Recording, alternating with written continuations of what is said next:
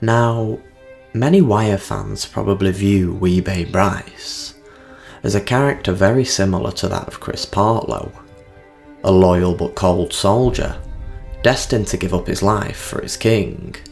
He has some cool moments, a strange liking of fishes, however that's all there really is to him. He's a brutal, one-dimensional monster to put it plainly.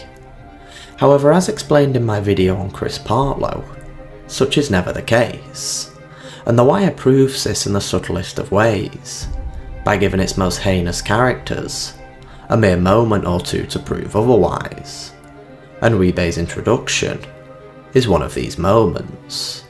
As if you remember rightly, before Bey was shown doing anything else, he was first introduced lecturing D'Angelo on the importance of following the rules, and this tells us two things. One is that Bey is much more than the soulless murderer we're soon going to find him out to be. He's a gangster who abides by a set of rules, and those rules he holds in the highest of regards. And two is that Wee-Bey Brice has a second purpose, a second goal, something other than the protection of Avon Barksdale. And that goal is the schooling of D'Angelo Barksdale. It ain't just up to Stankham to be muscle. You got to pick.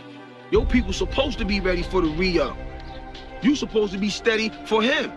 But where you at? You in a goddamn sandwich shop. You got $20,000 D coming into your shop, and you ain't even around to see that shit right. Now, Avon gives Wee-Bey the task of taking D'Angelo under his wing, as he wants Wee-Bey to make his nephew hard, so that when the time is right, Dee's able to take over the crown and carry on his dynasty. However, D'Angelo proves to be far more complex, and far harder to school than almost all of the other gangsters. See, to be the nephew of the king comes a lot of privileges. Where a soldier like Wallace will be killed for snitching, D'Angelo will just get a slap on the wrist and a firm talking to. And so Dee doesn't necessarily treat the streets as a life or death venture that it is. As to him, it ultimately isn't. And this means that Dee also doesn't take Bey's advice too seriously, as he's always 1 foot in and 1 foot out, which isn't necessarily Dee's fault more than it is Avon's, as if somebody's going to be shielded their entire life, simply because they share the name of a man who warrants respect, then you can't act surprised when they don't play the game with the same mentality as say a Wee-Bey or a Bodie, whose lives are actually on the line every day. The soldier on the battlefield is going to treat the war far more intensely than the general who fights it from afar behind his shield. How say you to the charge of murder in the 1st degree? Not guilty. How say you to the charge of murder in the 2nd degree? Not guilty.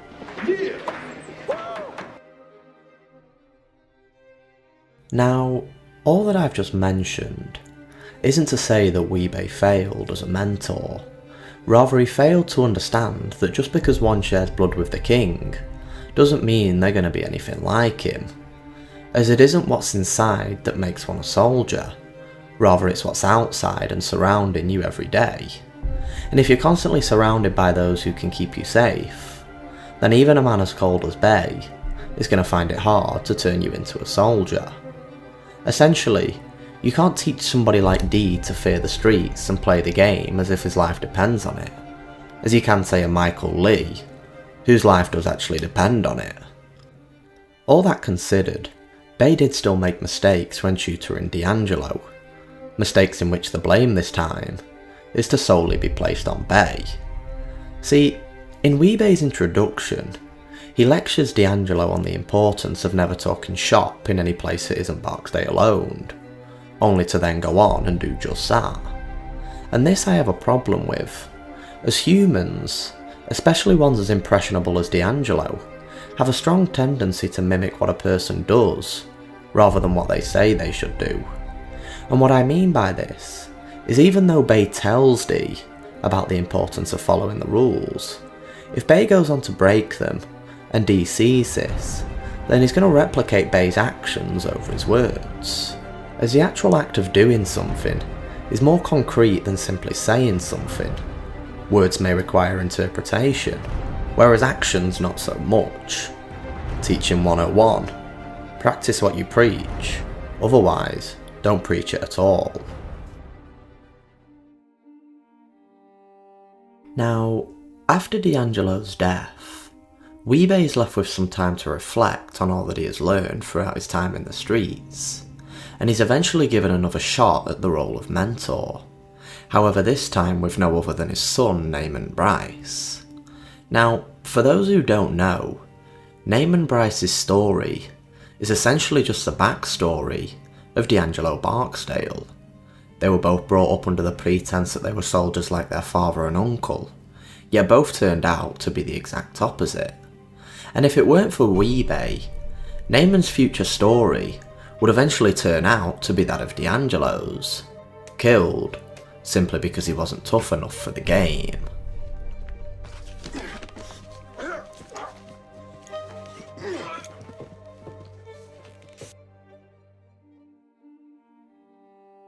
Now, Wee-Bey makes it clear in his very first scene with his son, when the two are arguing over how Naaman's haircut might affect him on the street, that Bey has in fact learnt from the mistakes he made when mentoring D'Angelo, as he tells Naaman, either you're real out there, or you ain't, essentially saying that you can't approach the streets with 1 foot in and 1 foot out. If you're out there risking it all, then you've got to be prepared for just that. However, if you're not even willing to accept losing something as menial as your hair, then you clearly aren't ready to risk it all.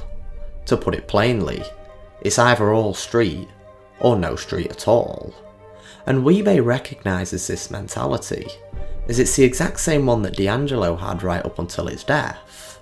And if Bey is able to recognise that, then he's also able to recognise that his son is soon to meet the same fate. Now, the reason Bey doesn't save Naaman from this fate right away runs much deeper than him simply not wanting to lose his son. You see, Bey had given his life for the game, and so if he were to allow Naaman to live a life free from that, he would ultimately be admitting the game to not be worth it, and by extension, admitting his life to not be worth it also. Give up your son, and accept the fact that you're in jail for nothing, or risk your son's life, as he plays a game you don't want to admit to not be worth it. You send Naaman out on them corners now, giving them maybe 1-2 years before you down the morgue. And maybe, if you're lucky, up here with you. Maybe, maybe not. That's the game. I'm talking about Naaman here, Mr. Brice.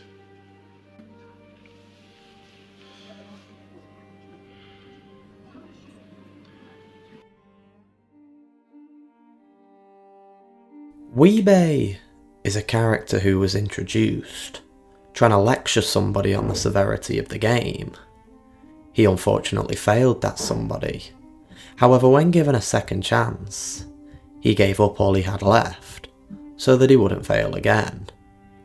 All I wanted to prove in this video is that Wee-Bey was much more than the one-dimensional monster he's made out to be. If I had to sum up Roland Wee-Bey Brice, I would describe him as somebody whose heart was 100% invested into whatever he was doing. It's just a shame that what he was doing was heinous. Alright, I did, little man. Thinking he might get weak on that cop getting shot. Yeah? Where's the body? Druid Hill, behind the reptile house. Get back in the weeds, you might go find what's left of him. Alright, that's 7. What else you got? How about them witnesses? The security lady, and what's his name? The maintenance man. Can't? Yeah, yeah.